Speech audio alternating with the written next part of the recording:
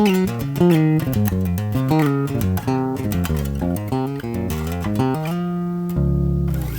what's going on? Posido here. Today is all about bass arpeggios. I'm going to talk about what they are and how you can play them on the bass. So if you're new to arpeggios or just looking for some tips on how you can play them more fluidly on your instrument, this lesson is for you. Let's get started.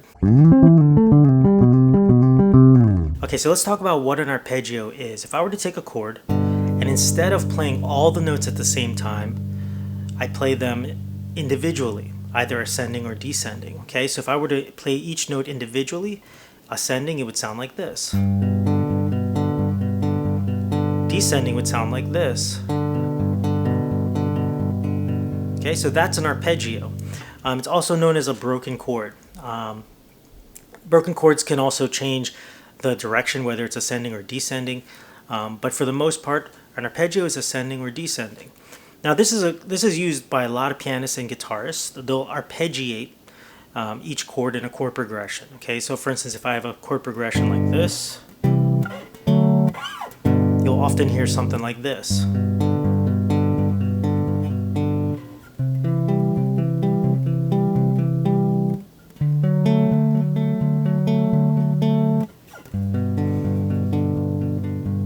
Okay, and that's a nice sound to it.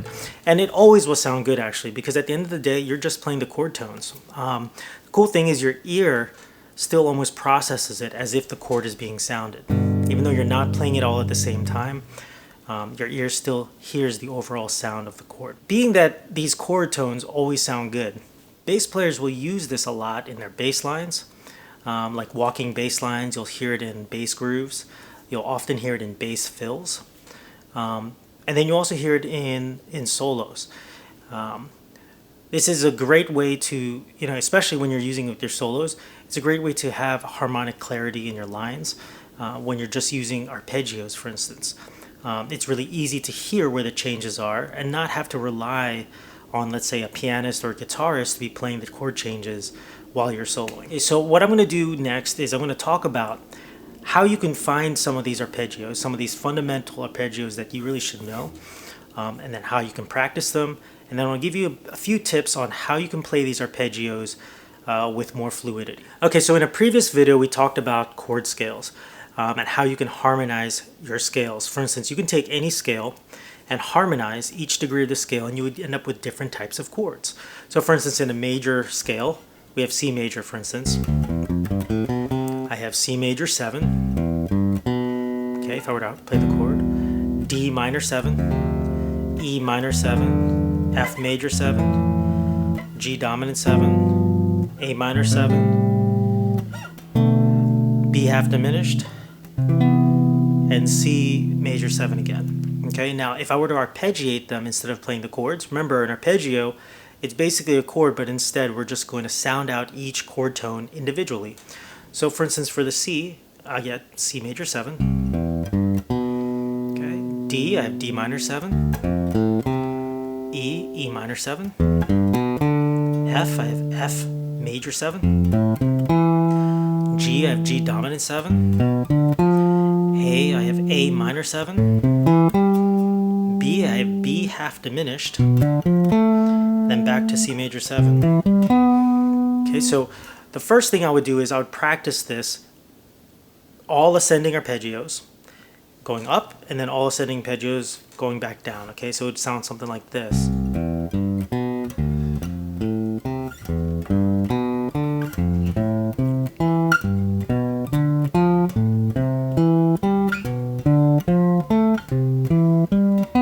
Okay, and now I'm going to still be playing ascending arpeggios, but I'm going to descend in my notes.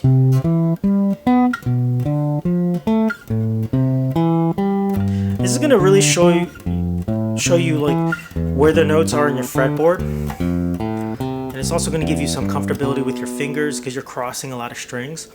Now the next thing what I'm going to do is I'm going to descend on my arpeggio, do the same exact thing, go up and down the scale. This is going to show me how to see the shapes in different ways or different directions.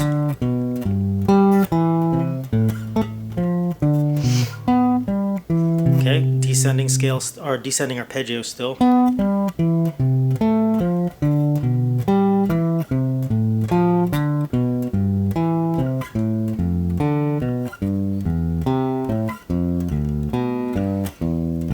Okay, so once you get comfortable with that, we're going to practice ascending and descending with your arpeggios, and it'll sound like this.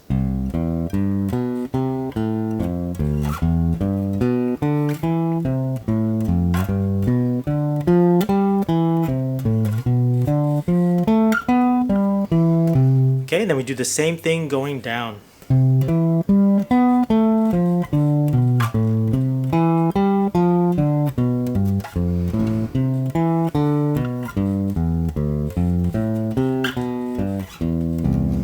I recommend practicing this with different types of scales, because if you, for instance, if you use like a melodic minor scale, you'll now end up with different types of arpeggios, different types of dominant 7 arpeggios, for instance. You'll have even like interesting ones like a major 7 with a sharp 5. But you get some nice sounds out of that. It's going to really help you ingrain your scales and also your knowledge of the fretboard by doing this exercise. Now here's some ways you can play arpeggios a little bit more fluid. Okay, so the first thing is I recommend utilizing hammer-ons, and what that means is I'm going to use my left hand or my fretting hand quite a bit, and whenever I have more than one note, particularly 2 notes on this string, I'm going to hammer that on instead of using both plucking fingers. Okay, so for instance, if my arpeggio, let's say I take a D minor 7 arpeggio, okay, instead of playing it individually like this, where each plucking finger is plucking, with the bass, the bass is a very physical instrument, and the strings are spaced far apart, so it's easy to become clumsy when we're crossing strings. So what I do is I recommend hammering on whenever there's more than one note on the string. So I'm going to hammer on with my fretting hand. That's going to free up my plucking hand to already be on the next string, and it makes it a little easier. And then when you're going back down, I hammer on the string that's below, like for instance there. So maybe I'm going to pluck these 2, hammer on, okay.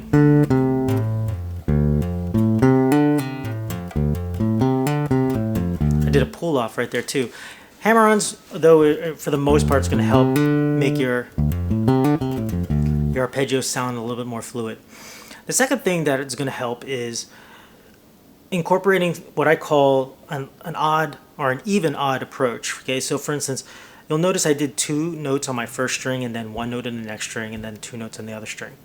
Okay, so I have here 2 notes, 1 note, 2 notes. Okay, that by having 2 notes and then 1 note, 2 notes and 1 note, that's going to free up your plucking hand, and also when you incorporate that with a hammer-on, that's going to help make things a little bit more fluid. See, like, my hand is already ready to travel the distance. Okay, you could do even, then odd, then even, so 1 note, then 2 note, then 1 note as well. So for instance, for my C major 7 arpeggio, I did this. I had 1 note here, and then 2 notes. But remember, I'm going to hammer that on.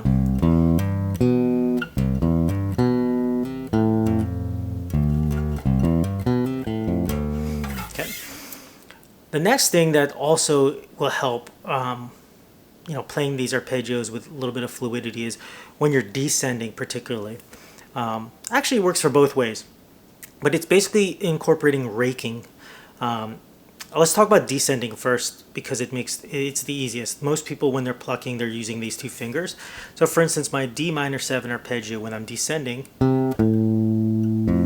I'm just raking my fingers down the string. I'm not actually plucking. I'm not going pluck, pluck, pluck. I do 1 hit here, and then I'm just dragging my finger down.